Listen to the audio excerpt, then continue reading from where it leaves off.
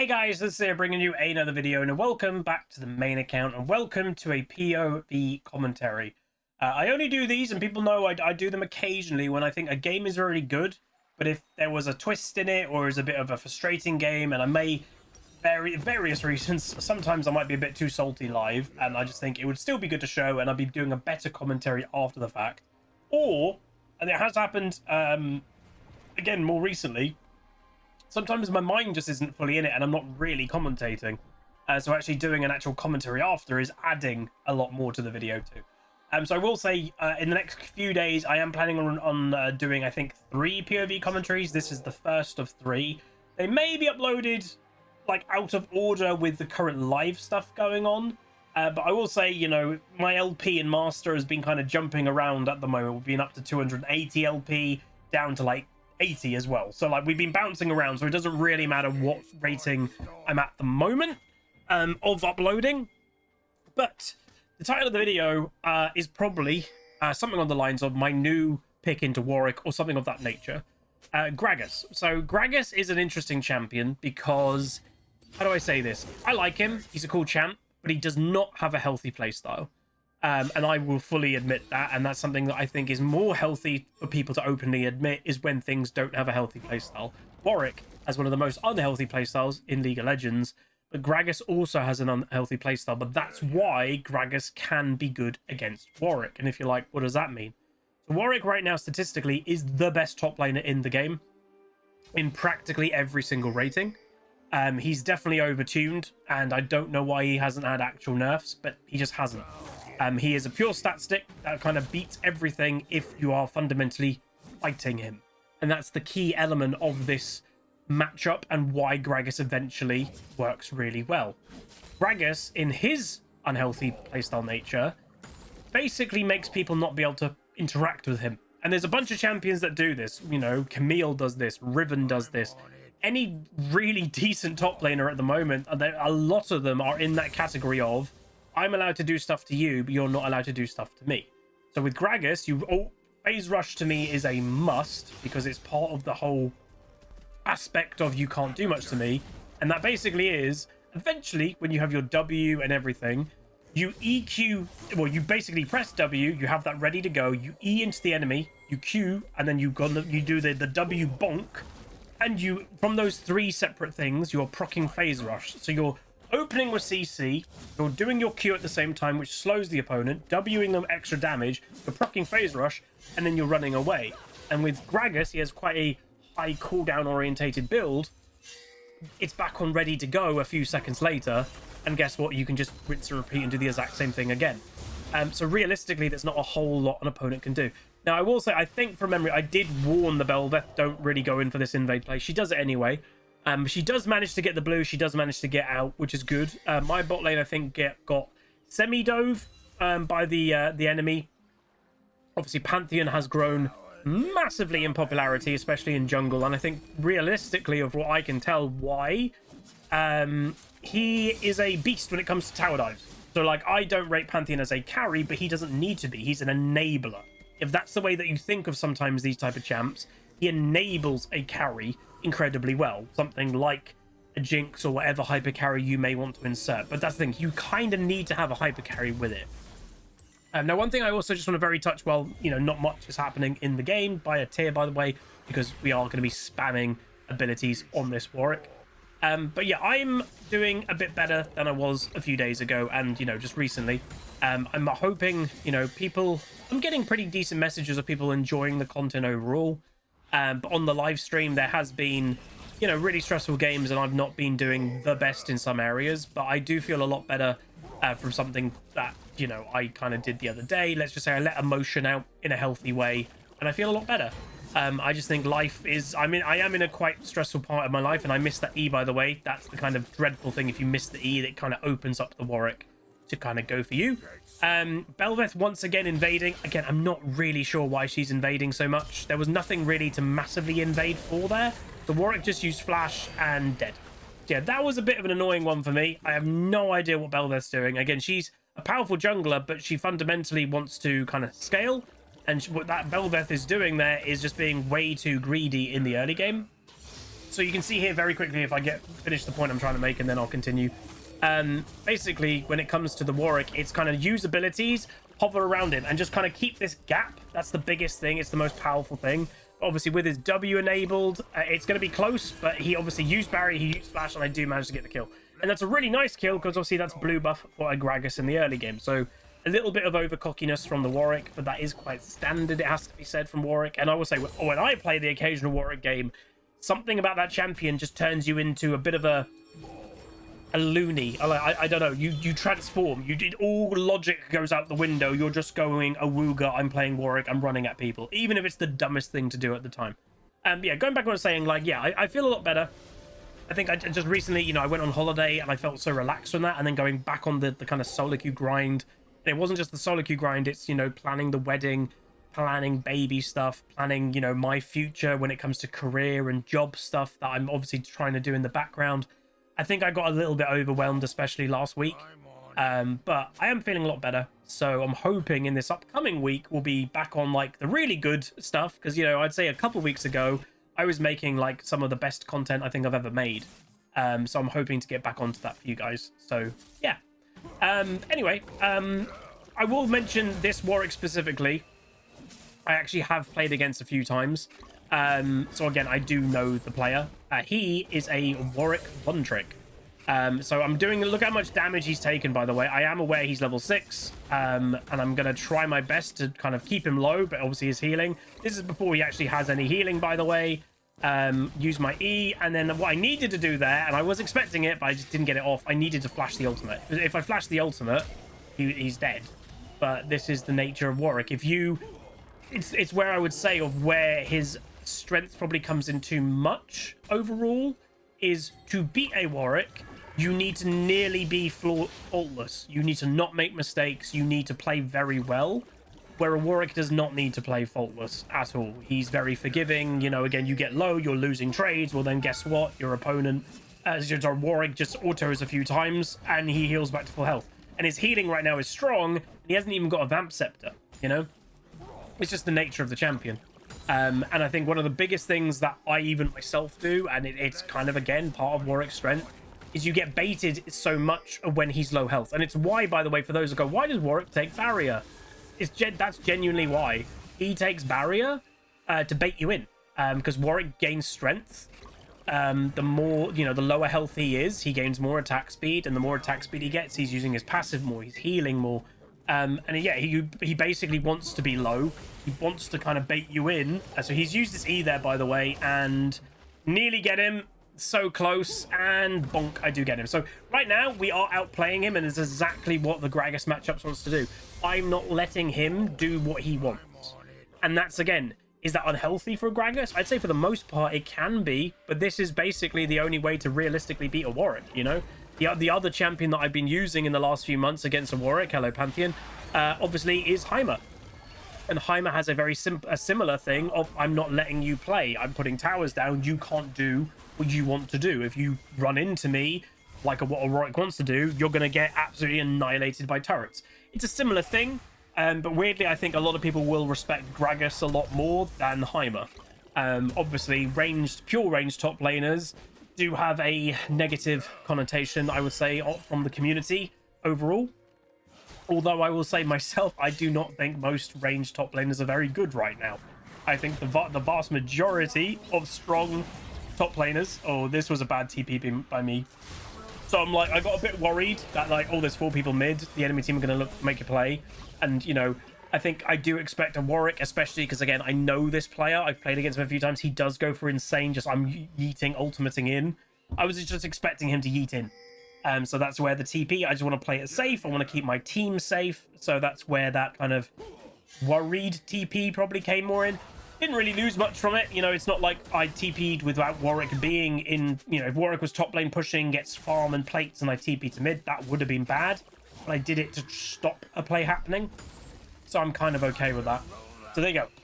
Proc the phase rush. And one of the things you'll notice with the positioning of Gragas, you'll notice, like, I'm not just running away. I'm running a little bit away, not giving him melee, but then I'm staying close. And the idea with that, by the way, is I'm staying kind of close enough that he can't auto-attack me, but I'm staying close enough that I could then go for an E on him and stuff. So that's kind of the idea.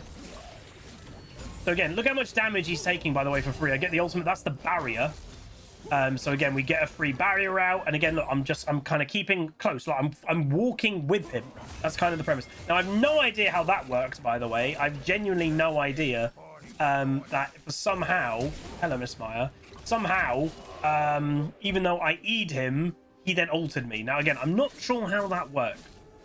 Because Gragas, in theory, has priority over everything. I don't think Warwick Ultimate is unstoppable. I don't believe so. So yeah, I was a bit confused by that one. But that was just unfortunate timing. Obviously, we did get his barrier. We did get his flash. Both of them in that play. But yeah, that play did confuse me. And that's, again, like what I said earlier, of why I think Warwick is statistically the best top laner in the game right now, is... if apparently you do something mediocre, or you know, did I make a mistake there? Well, clearly I died, but he has basically priority on every single matchup as a default. You have to play better to do well, but as a default, Warwick will just win. And I think that's kind of part of the problem.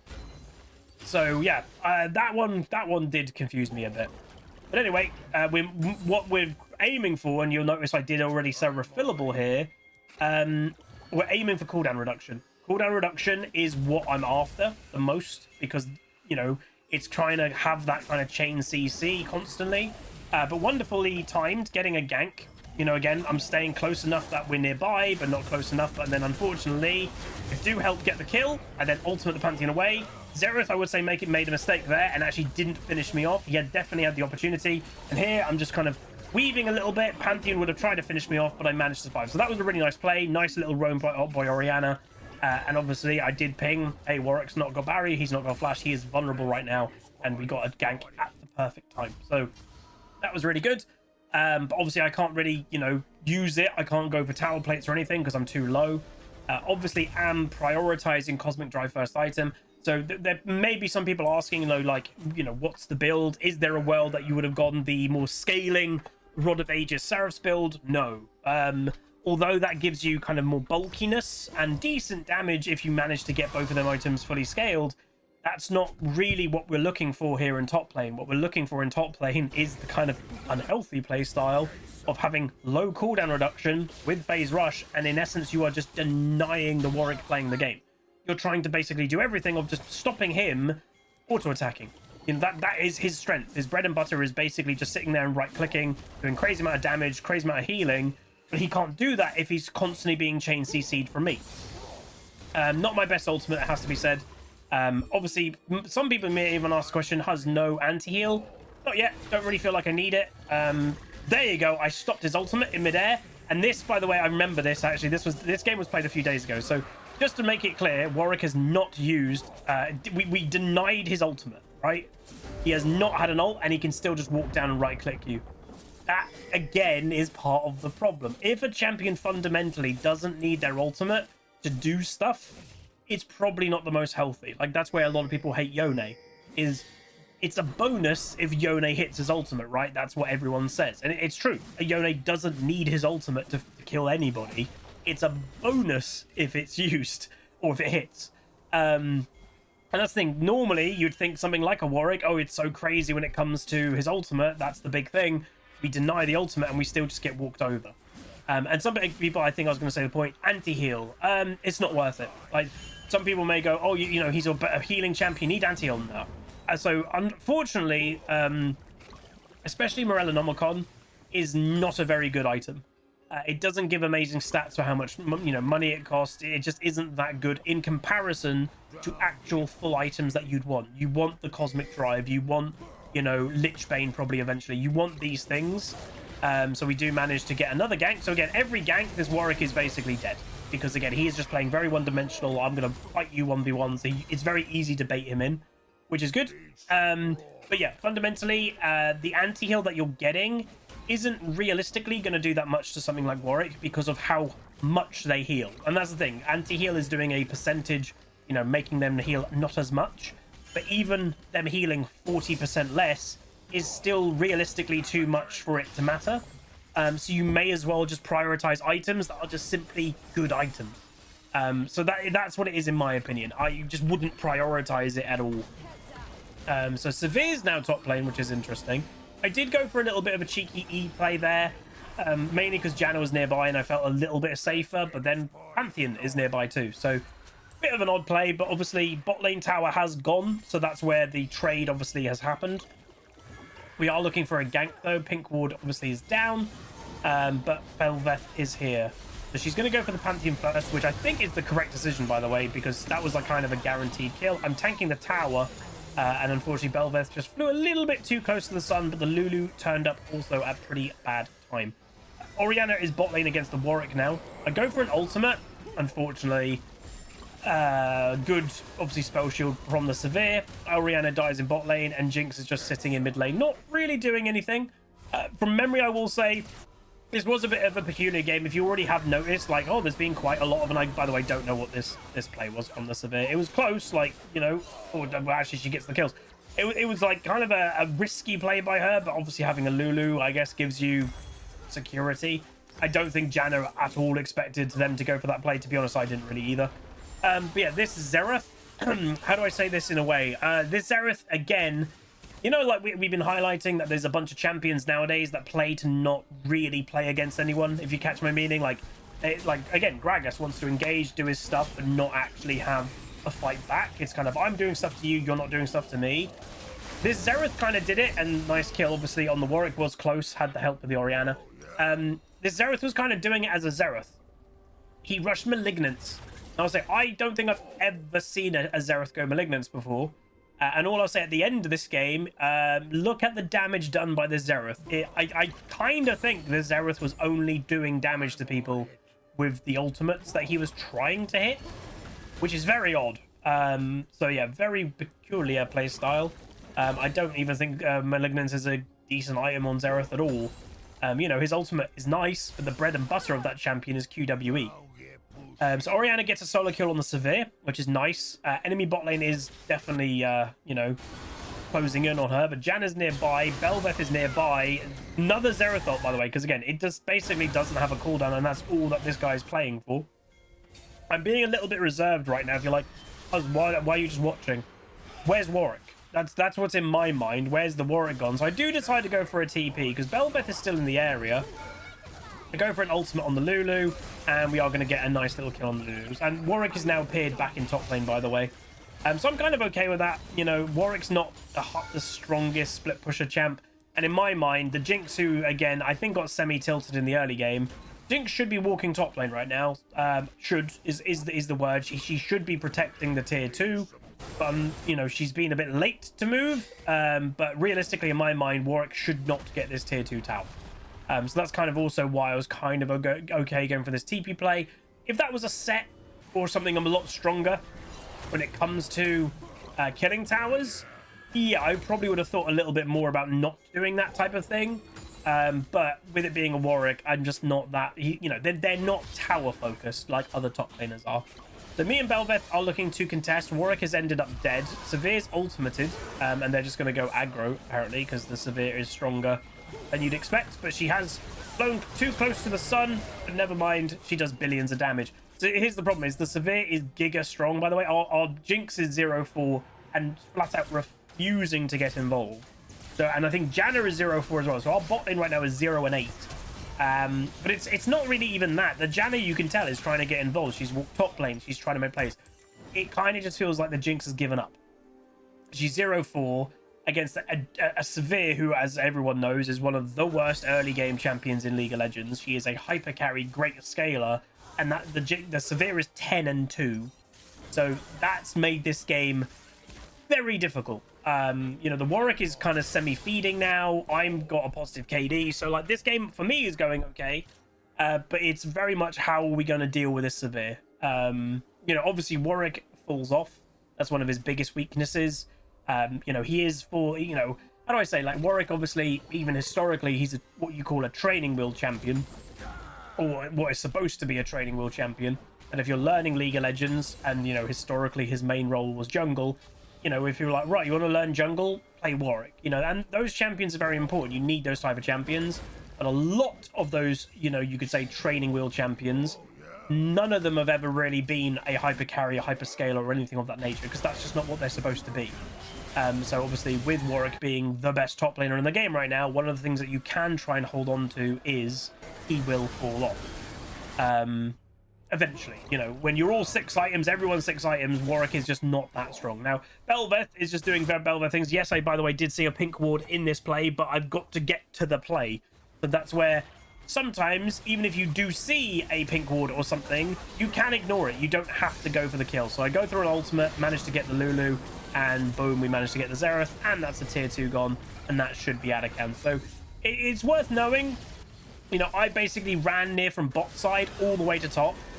Sometimes it is literally worth making your way there. Like, again, it depends what type of champion you're playing. If I'm playing Set, I would have stayed bot lane 100% in that play, because I know, right, I'm an absolute tower monster killer. I'm going to just continue bot lane. I'm going to get a tier 2 if no one's here. I might even break open into the enemy base, because that's the nature of what a Set could do. I'm playing Gragas. Gragas needs to get involved. That's what the champion is. He's not a split pusher. He wants to be involved. So even though at the time I didn't have teleport available, I ran the whole way. And again, it's situational. It depends what champion you're playing. It depends how the game is going. There's so many factors that do vary if it is worth running to go help your team.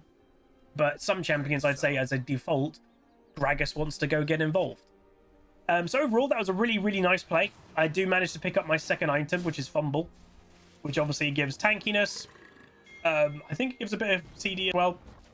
So overall, not too bad. I will say that last fight, though, I don't think Sivir was involved. So their main carry, their hyper carry, their AoE team fighting AD carry, yeah, wasn't involved, I don't think. So that's probably why that went so well. Or if she was involved, I can't really remember. She might have just like taken the early fight. Oh, this isn't going very well, and she might have run away. But yeah, she wasn't fully committed, put it up. So Warwick doing things all by himself. Managed to get the ultimate off, but again, our AD carry a little bit out of position. I don't even know how she was out of position like that, to be honest, but she was very out of position. Again, Xerath still just doing ultimates. Again, that's what the player was prioritizing. Putting a barrel down. The barrel, again, is trying to be a bit of a deterrent. But I am fundamentally alone against the enemy team. So I didn't really have any escape there with the Pantheon ult cutting me off. But we'll see how this can develop, this fight. So again, that was mainly on the Jinx. I have no idea how her positioning, you know, how did she end up where she was? She was literally in the river by herself running up. I've got no idea. So, you know, unfortunately it was a negative trade, but again, some negative trades are okay. And, you know, there was no objective on the table right now. Dragon's coming up, so we wouldn't want to give that away if we can help it. But it's not like they got to get that kill and then instantly did Baron. So in the grand scheme, it's not that bad. I'm going to spawn, but I have teleport to get over. Which, you know, I will be using, I imagine. And really, to kind of help them win this game, we just need the Jinx to play a lot safer. But it's that kind of mixture of the Jinx has had definitely stages in this game that she wasn't really getting involved. But now when she is getting involved, her positioning is up the ding. So it's kind of like we need the Jinx to kind of realistically focus up. And yes, this even happens in Master games. You know, people do lose their focus. They can get tilted. They can get whatever. Not a good mood. So the fight has begun, kinda. I think that was another Xerath ulti. I am looking just to kind of go deep for the Warwick here, because I have got stupid amount of CD. There's a Warwick ultimate, by the way, so that's a completely wasted Warwick ultimate. And the enemy team is now collapsing quicker. And if I point your attention to the minimap, Jinx hasn't moved.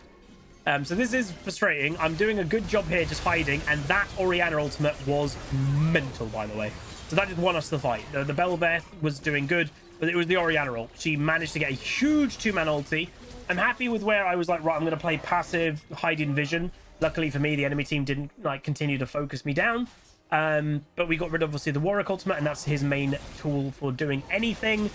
So then, yeah, Belveth is now on a rampage. And during this whole fight, Jinx was just mid lane, by the way. And, you know, if you look on above the thing over there, she didn't even use her ult. She literally just wasn't getting involved.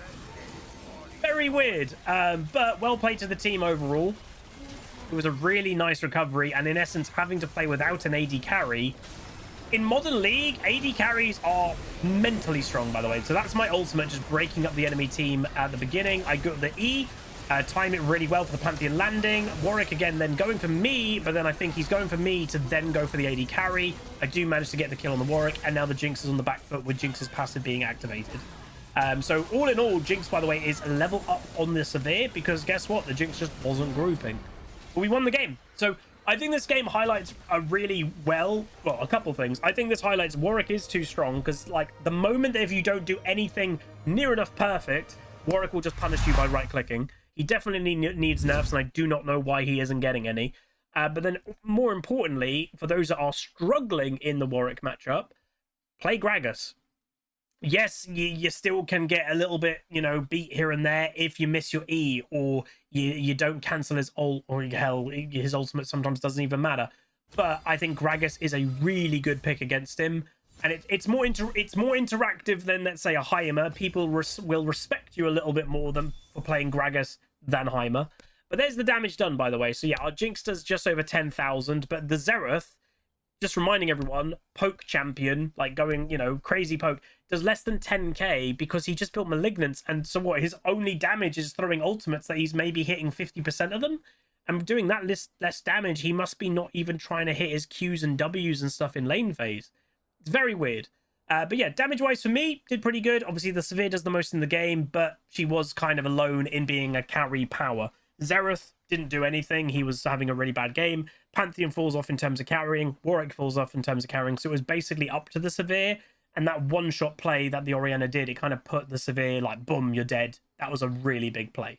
But anyway, that's going to be it. Hopefully you guys enjoyed. If you did, do throw a like on it, throw a comment, throw a subscribe. And I'll see you guys next time. Peace. Call down the reckoning to bring back hope and peace. Restore our Gloria to live forever. Bring down the dark regime. I know.